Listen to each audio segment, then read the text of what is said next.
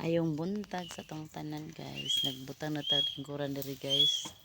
Tapos mga trapal-trapal guys, nakita niyo guys.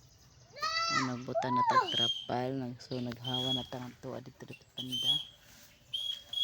So naghawa na ta guys kay para kung sa atong bahay man gyud guys, init kaayo, so diri lang ta kay handong nga niya sa ilawom sa mga kakahuyan.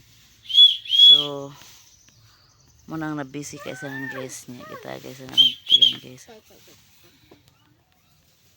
tungod sa dili ka tungod sa implant guys nga di ka marigla. So muna ang mga hitabo guys, no?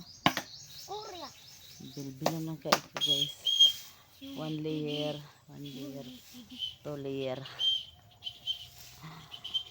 bilbilin na juga ika guys.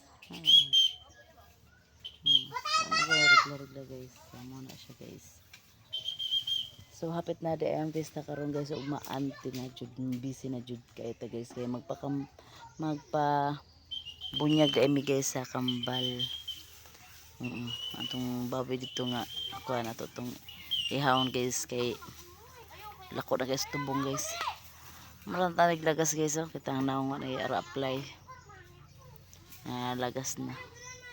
So more to guys ang ato karong vlog for today. Bye bye.